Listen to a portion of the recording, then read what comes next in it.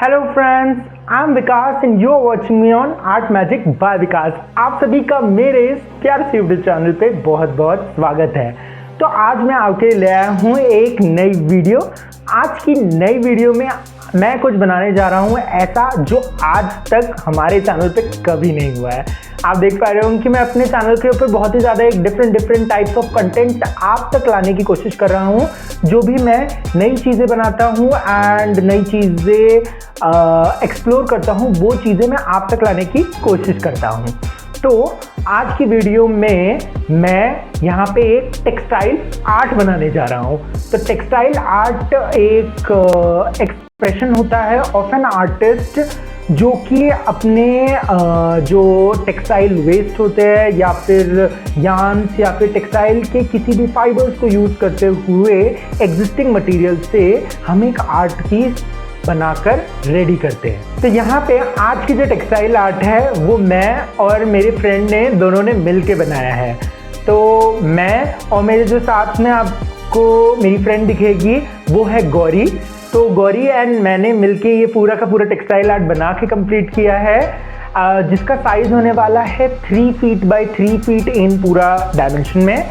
And उसके जो मैंने एक वुडन फ्रेम था वो पहले से बनवा लिया था एंड जो गैप्स थे वो मैंने 1 सेंटीमीटर के गैप पे मैंने उस वुडन प्लैंक के अंदर होल्स ड्रिल करवा के ले लिए थे। एंड उसके बाद अब मैं आपको दिखाऊंगा कि किस तरीके से मैंने इस पूरे के पूरे टेक्सटाइल आर्ट को बना के कंप्लीट किया।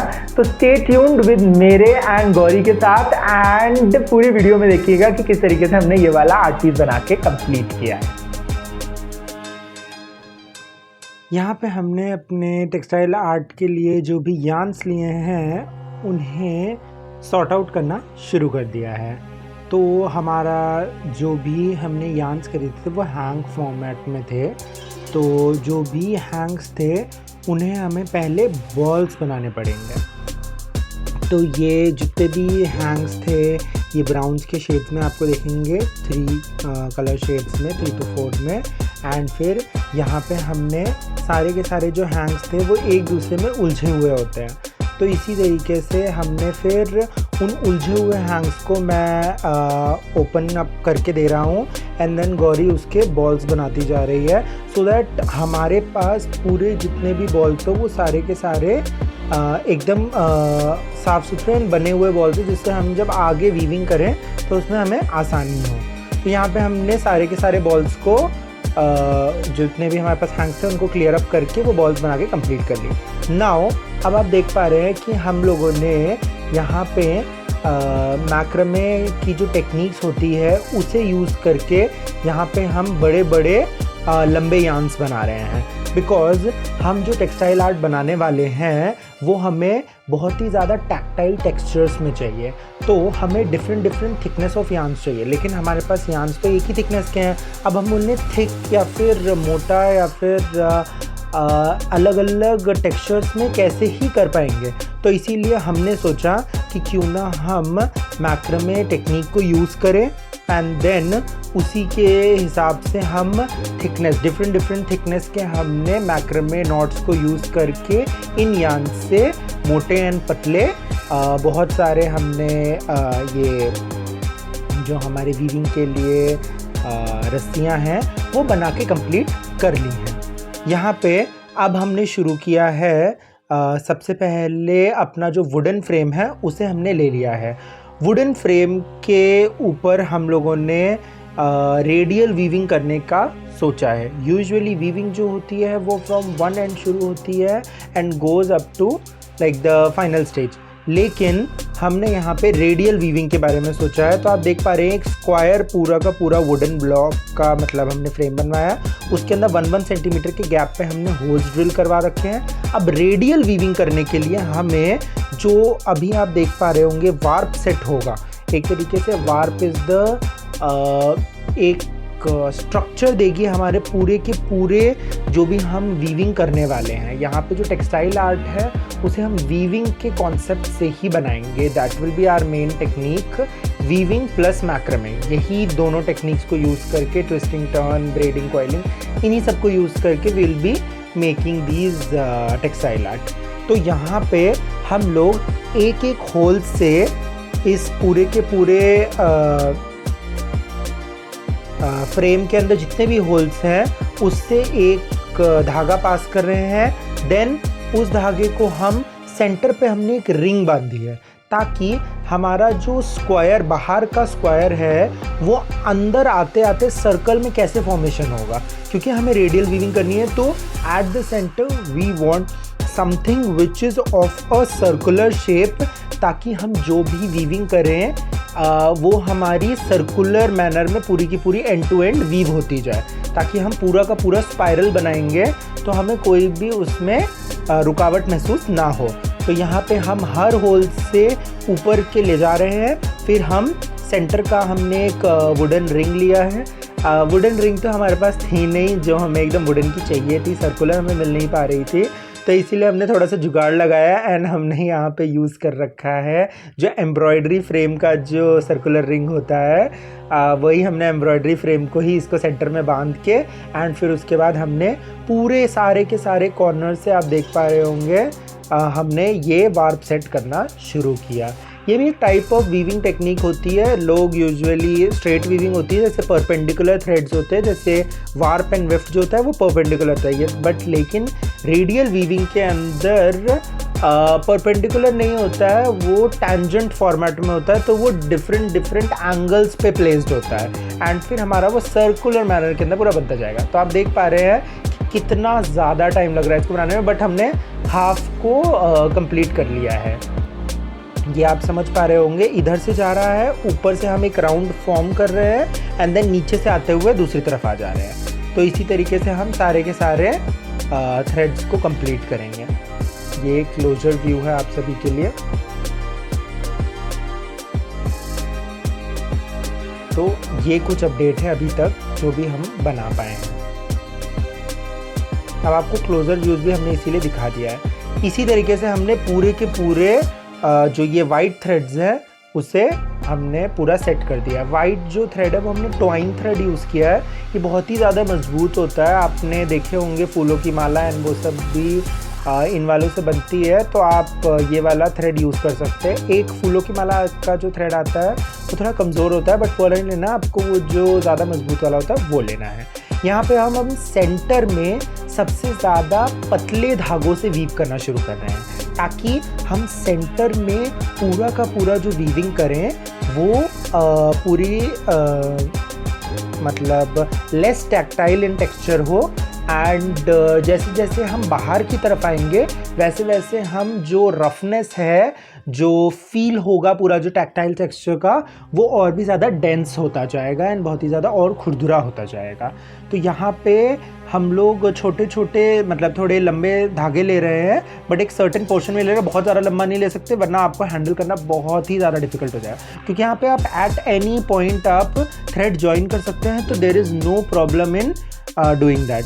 तो यहाँ पे अब आप देख पा रहे हैं कि हम वन थ्रेड अप जा रहे हैं, वन थ्रेड डाउन जा रहे हैं, one thread up one thread down. तो हमने अप डाउन करके ही इस तरीके से हमने ये सर्कुलर मैनर में हम वीव करते जा रहे हैं।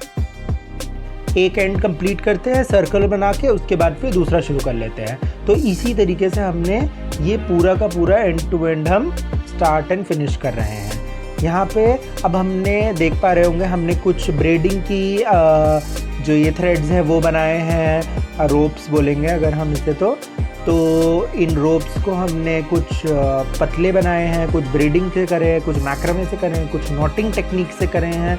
तो आप देख रहे हैं इससे हमारे जो टेक्सटाइल आर्ट है उसमें कितनी ज़्यादा वेरिएशन ऑफ नॉट्स आ रहा है, कितना वेरिएशन इन टेक्सचर आ पा रहा है, that you just try to understand. तो यहाँ पे हमने डिफरेंट कलर्स का भी प्ले किया है। ब्राउन के लाइटर शेड भी लिया है, थोड़ा गोल्डनिश ब्राउन भी लिया है, रेडिश ब्राउन भी लिया है। तो इस तरीके के अगर आप कलर कॉम्बिनेशन को मिक्स मैच करेंगे तो आपका जो टेक्सटाइल है वो और भी ज़्यादा अच्छा बनेगा। अब आप देख पा रहे होंगे हम जो भी वीव कर रहे हैं वो बाहर की तरफ कर रहे हैं, क्योंकि बाहर की तरफ जो थ्रेड्स के अंदर टेंशन होगा वो कम होगा। तो उधर पे अप डाउन जाना जो है वो पॉसिबल होगा। देन आप उस पूरे को अंदर की तरफ पुश कर सकते हैं तो वो सेंटर की तरफ पहुंच जाएगा। तो इसी तरीके से हम सर्कुलर मैनर के अंदर डिफरेंट मैक्रामे टेक्निक्स को यूज़ करते हुए आगे बढ़ते जा रहे हैं। तो आप भी देखते जाइए, सीखते जाइए किस तरीके से हम दोनों ने मिलके इस टेक्सटाइल आर्ट को बनाकर कंप्लीट किया है।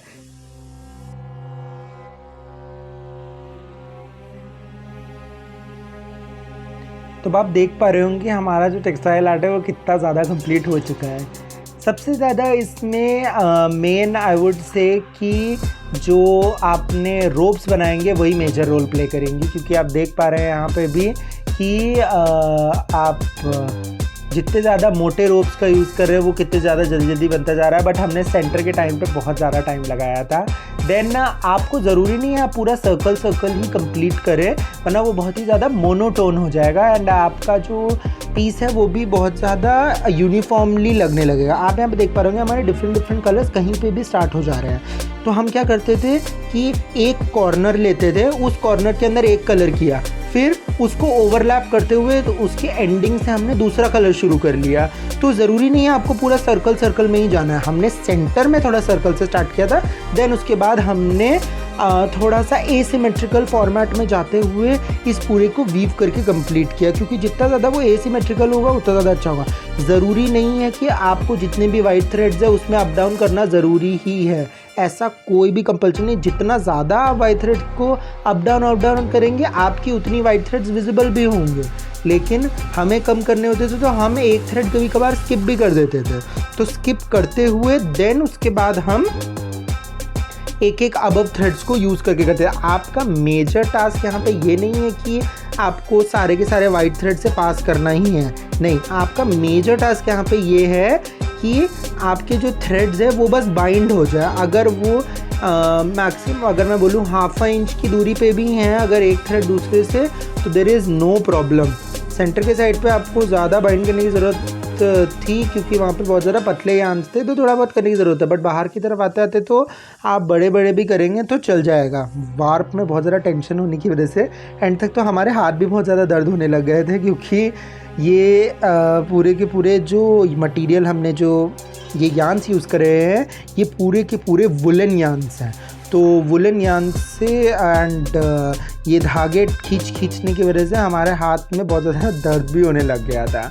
एंड इसी तरीके से हमने ये पूरा का पूरा बनाकर कंप्लीट किया है। जो इसका इंस्पिरेशन हमने लिया था मैं उसका आपको फाइनल वो बता देता हूँ कि हमने क्या सोच के इसे बनाया था। हमने ग्रोथ ऑफ नेचर को प्रेजेंट करने की यहाँ पे कोशिश करी थी। तो ग्रोथ ऑफ नेचर के अंदर नेचर का सबसे major part is the trees कितने ही ज़्यादा खूबसूरत होते हैं, उन्हीं से इंस्पिरेशन लिया था हमने। तो इसीलिए हमने ये पूरा का पूरा जो टेक्सटाइल आर्ट है वो पूरा हमने ब्राउन थीम पे बेस्ड रखा। जो ट्री का ट्रंक होता है अगर हम इसे क्रॉस सेक्शन में कट करते हैं तो आपको किस तरीके से सेंट्रल लाइनिंग्स देखने को मिलती हैं, वो जो अंदर के जो पूरे के पूरे टेक्सचर्स देखने को मिलते हैं, उन्हीं को हमने यहाँ पर रिप्रेजेंट करने की कोशिश करी है। आशा करता हूँ कि आपको पसंद आएगा। मैं आपको इसके फाइनल रिव्यूज दिखाता हूँ।